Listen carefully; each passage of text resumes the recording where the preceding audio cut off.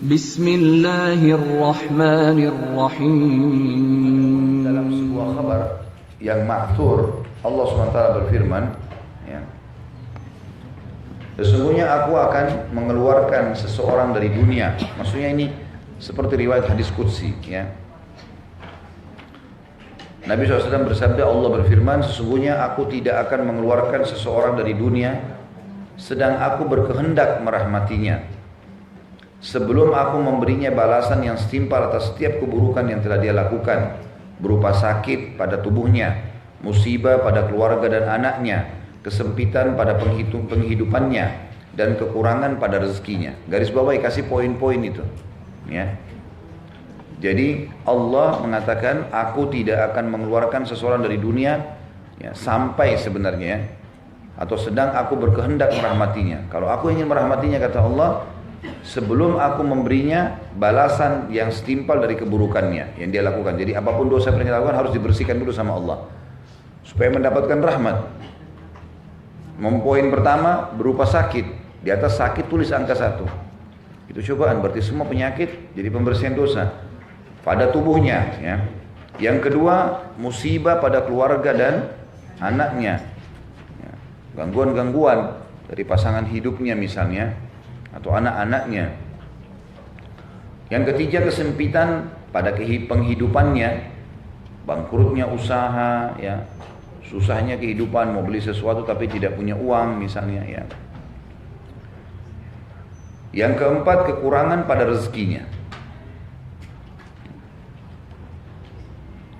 Aku membalasnya sampai, jadi itu akan terus ada cobaan tersebut sampai keburukan-keburukan yang seberat biji sawi pun, ya, dibersihkan. Aku membalasnya sampai kepada keburukan-keburukan yang seberat biji sawi sekalipun. Jadi walaupun kecil sekali dosa itu, tetap Allah akan berikan pembersihan. Dan jika masih tersisa, maka aku akan persulit kematiannya. Dengan demikian dia datang kepadaku dalam keadaan seperti pada hari dia dilahirkan oleh ibunya. Ya, makanya berarti apapun yang sedang datang kepada kita, kita terima. Dan kontrol lisan itu yang penting. Karena biasa lisan ini yang menghilangkan pahala. Berkeluh kesah. Dan kalau teman-teman maupun berkeluh kesah, saya mau menyampaikan permasalahannya pada ahlinya, ya. Cuma 2 ahli, nggak ada yang lain. Kalau fisik, dokter. Kalau ruh, jiwa, ustadz atau dai. Nggak ada yang lain, gitu kan. Mereka ahlinya. Kalau kita merasa hati kita selalu hasut sama orang, dengki, malas beribadah, datangnya kepada para ulama dan dai. Kalau dia sakit fisik, ke dokter. Kalau dokter, luapkan semua.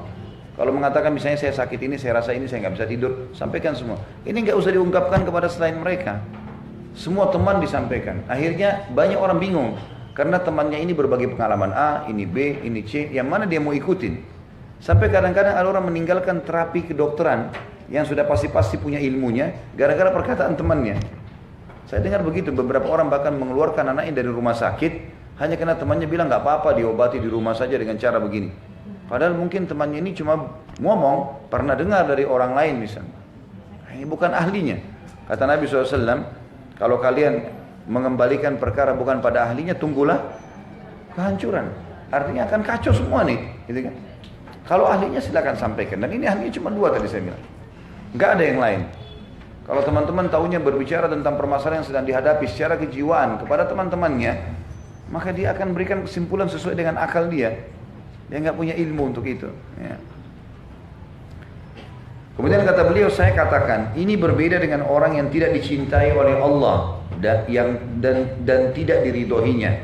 Sebagaimana dinyatakan dalam sebuah kabar yang lain, di mana Allah SWT berfirman, hadis qudsi yang lain, demi kejayaanku dan keagunganku, aku tidak akan mengeluarkan seseorang pun dari dunia yang aku kehendaki mengazabnya.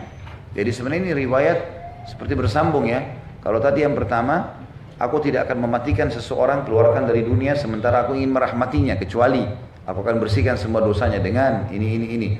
Kalau ini sebaliknya, demi kejayaanku kata Allah dan keagunganku, aku tidak akan mengeluarkan seseorang pun dari dunia yang aku berkehendak mengazabnya. Allah ingin menghukumnya. sebelum aku memberinya balasan yang setimpal atas setiap kebaikan yang telah dia lakukan berupa kesehatan.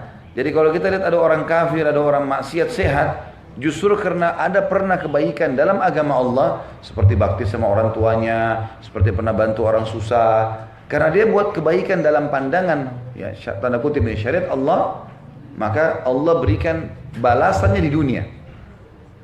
Dari kesehatan pada tubuhnya, kelapangan pada rezekinya, kenyamanan pada penghidupannya, dan keamanan pada jalan yang ditempuhnya. Aku memberinya balasan sampai kepada kebaikan-kebaikan yang seberat biji sawi pun atau sekalipun. Dan jika masih tersisa dari kebaikannya, maka aku akan ringankan kematiannya. Dengan demikian, dia akan datang kepadaku dalam keadaan apa? Tidak mempunyai satupun kebaikan untuk menjaga dirinya dari api neraka. Jelas jawabannya? Jadi ternyata kalau ada orang-orang yang bermaksiat, tiap malam di diskotik, buat masalah dengan hidupnya, kok enak benar orang ini. Tetap aja usahanya jalan. Permasalahannya adalah Allah sedang memberikan dia semua kelapangan itu sebagai balasan kebaikannya. Di akhirat sudah tidak ada lagi. Sudah habis semuanya. Kata beliau, saya katakan pula, bahasa semakna dengan khabar di atas ada hadis Abu Daud dengan sanad sahih yang disebutkan oleh Abul Hasan bin Al-Hishar, ya, atau Hisar, maaf, dari Ubaid bin Khalid As-Sulami dari Nabi SAW, kematian mendadak adalah hukuman yang menyedihkan bagi orang kafir. Hadis ini sahih, disebutkan juga dalam Sahihul Jami'. Jadi kalau misalnya ada orang kafir tiba-tiba tabrakan, ya, apalah dia jatuh tiba-tiba mati, maka itu sebenarnya berbahaya buat dia, karena berarti menandakan semua kebaikannya sudah habis. Kebaikannya sudah habis, maka dia sudah segera di akhirat tidak ada lagi yang bisa menghalangi dia masuk ke dalam neraka.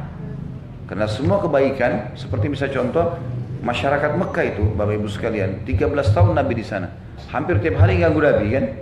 Kenapa Allah nggak hukum saja mereka? Ada ayat Al-Quran menjelaskan masalah itu. Ya, mereka sempat berkata, hai Muhammad, kenapa Allah nggak hukum saja kami seperti kau bilang? Maka Allah turunkan dalam Al-Quran, Allah tidak akan menghukum mereka selama mereka beristighfar, ya, atau selama di antara mereka masih ada orang yang berbuat kebaikan. Jadi kebaikan-kebaikan mereka lakukan ini, walaupun mereka dalam kondisi kafir, misal tadi bakti sama orang tua, apalah mungkin menjenguk orang sakit, apa yang Allah anggap baik, ya, dalam agamanya, sempat ada orang lakukan itu akan dibalas oleh Allah. Itu kemaha adilannya Allah, tapi hanya di dunia. Di akhirat sudah tidak ada lagi.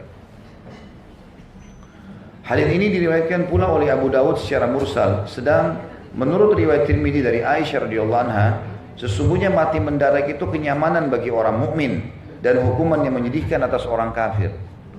Artinya kalau orang mukmin tiba-tiba mati, dia lagi duduk meninggal, tiba mendadak, kita bahasakan mendadak. Ada kan orang tidak melalui proses penyakit segala macam. Nah, penyakit-penyakit ini kan untuk membersihkan dosanya. Kalau ada orang tiba-tiba mati, dia duduk mati, atau dia baring sudah mati, maka berarti kebaikan, artinya dosanya sudah bersih orang ini. Sampai dia tidak perlu melalui proses itu. Karena beratnya kematian bagi orang beriman, sesak nafas, segala macam ini, justru karena masih ada dosa yang harus lengkap dibersihkan dulu. Sehingga pada saat dia mati, dia sudah bertemu dengan Allah, tidak ada lagi penghalangnya masuk ke surga. Gitu. Berarti mati mendadak, kebaikan bagi orang beriman. Mati mendadak bagi orang kafir justru keburukan, karena dia sudah tidak ada yang menghalangi masuk neraka. Naudzubillah.